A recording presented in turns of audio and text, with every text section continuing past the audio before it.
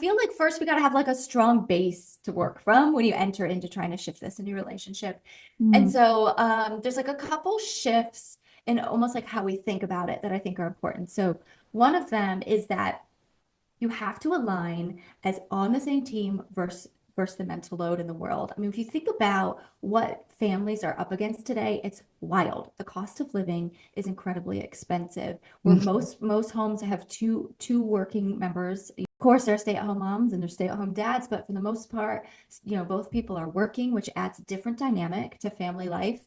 We have the distraction of our devices. We have hustle culture. We have this like constant feeling like we need to be productive. So we have Mm, all these shoulds that we sort of yeah. are battling with. And I think all of these things need to be clearly articulated and defined as the enemy to your relationship. Yeah. So you are not my enemy. I'm not your enemy. That's the enemy, and we're going to fix this out. So that's the first shift that needs to happen. Okay. The second is Good.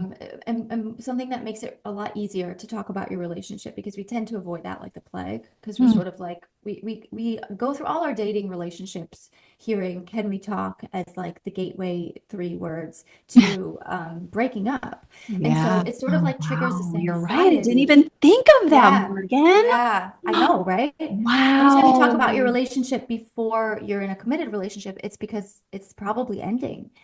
And so I think we've been primed to sort of adopt this belief that like we are only going to talk about a relationship when something is wrong, Mm, because that's the only time we've ever really talked about it.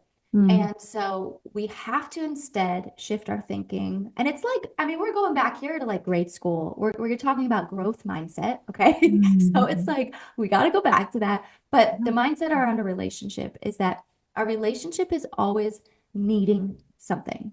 So life, like I already explained, will drive a wedge in your relationship. It will pull you apart. It will create disconnection. And if you believe that to be true, and we all experience it, then we Mm, should also know that there's always a deficit somewhere in a mm, relationship. There's always something that's not quite, as good as it could be. And mm, because of that, it means we got to regularly kind of check in, touch base, and talk about it because it's mm, just normal for a mm, relationship to need something. And once we mhm. can kind of So good. diffuse some of that defensiveness, it sets us up better to enter into these conversations around this topic that tends to be like pretty tricky for couples. Okay.